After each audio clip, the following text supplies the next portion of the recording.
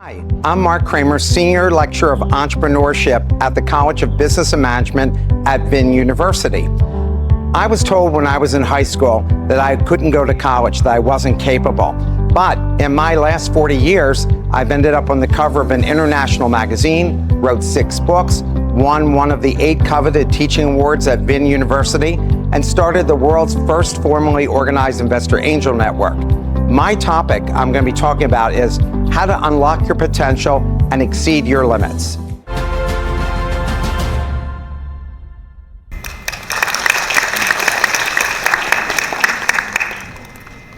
I want to thank you all for having me today. As you see, I'm Marc Kramer, Senior Lecturer of Entrepreneurship at Vin University, and I absolutely love Vietnam. It's the best thing that's ever happened to me. And when I tell you my story, you'll really understand why this is the best thing. And when you see this first slide here, I got to do a TEDx talk, and I never would have gotten that chance in the United States. But because I'm here at Vin University and I've gotten to do so many cool things, they invited me to do a TEDx talk. I can't tell you how proud my Jewish mother is watching me do that TED talk. So here it shows I'm with my 2 beautiful daughters, Ariel and Sydney. And at 61 years old, I decided that I wanted to have a new adventure. Most people are thinking about retirement at 61. To me, I'm never going to retire because there's so many cool things that you can do in your life. So I told my friends, I want to go teach in Asia. And they were like, oh, come on. Why would you want to leave your comfortable surroundings in Philadelphia where you're really well known and respected and go to a different part of the world? And of all places, Vietnam. Now I'm 65, so you can imagine I had just entered college at the end of the Vietnam era, the Vietnam War. So people were wondering, why would you want to go there? I said, I've heard great things about Vietnam's future, and I decided that I would look for a school there. And I found Vin University was looking for a senior lecturer of entrepreneurship. And I thought, I'll apply. And I mentioned to them that I taught 10 years at the Wharton School. And let me tell you why that's significant. When I was in high school and I took the college boards, I scored 725. Now, you have tiger moms. In the Jewish family, we have tiger parents. And when my father saw that score, 725, my father could not believe that I could have scored that low. He said, that must have been the time you took the test. He wrote to them, and they found out that that's exactly what I scored, 725. I took it again and scored 725 again. I said, Dad, look, that's 1450 added together. He goes, 725, you'll be lucky if you can get into any college. My guidance counselor told my dad, he's not college material. He should be doing something vocational. But I have no skills in vocation, and my father said, we're Jewish. He's got to go to college. So I grew up in this small town of Coatesville, and there you see my parents at my bar mitzvah when I turned 13. And I'm the oldest child and the first son.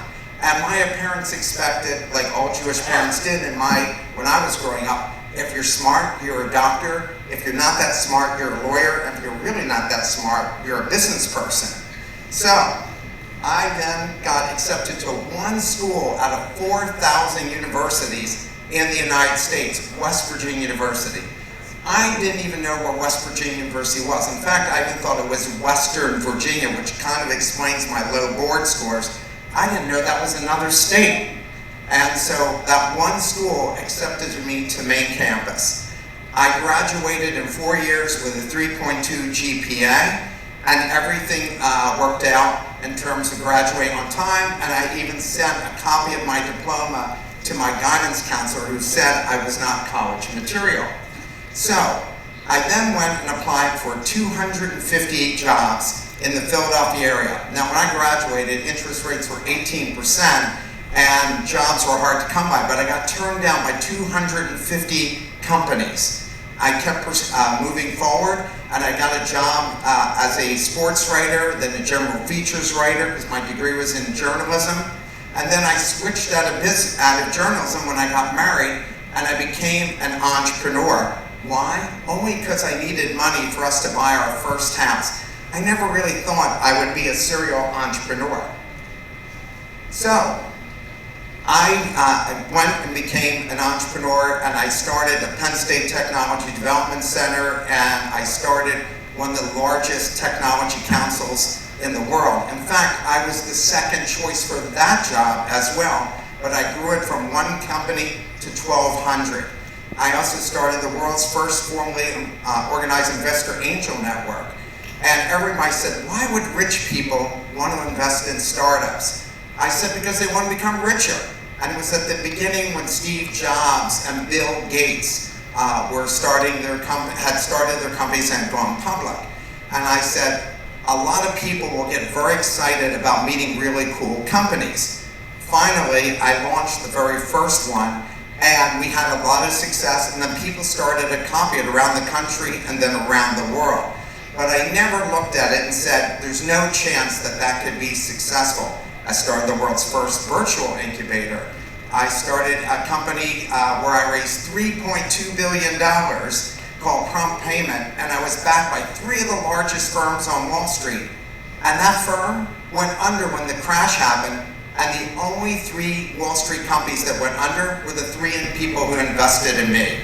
I started the first insurance product to insure small business bank accounts, all from someone that people said he wasn't college material. You can't allow college board scores of GPAs to define you.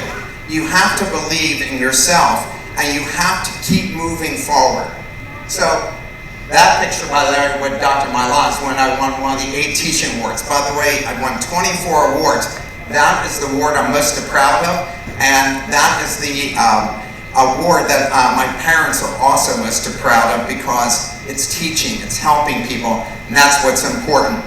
So this book, Small Business Turnaround, I've written 6 books. My first book was Power Networking, and that book was successful, taught people how to network. So I have an idea to write the very first book to teach small business owners how to fix their companies.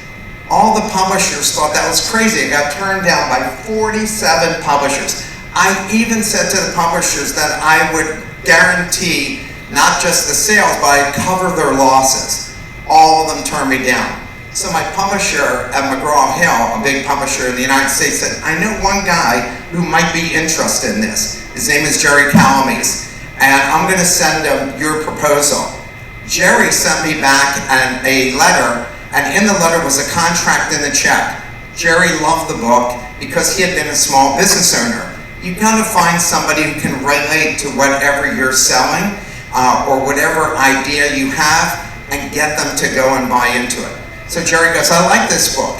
That book was named one of the 30 best business books by Executive Book Summaries in the entire world. All of the copies of that book that all the other publishers were worried would never sell, it sold out completely throughout the United States in 1 week. So, 61, when I came here, and now I'm 65.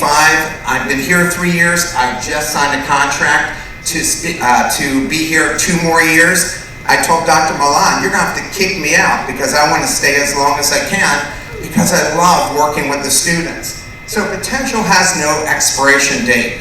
Many of you, especially in this country, my students felt like once you hit 50, you're old. Like every time they do a plan, they show people being old over the age of 50. But to me, that's the halfway point of your career.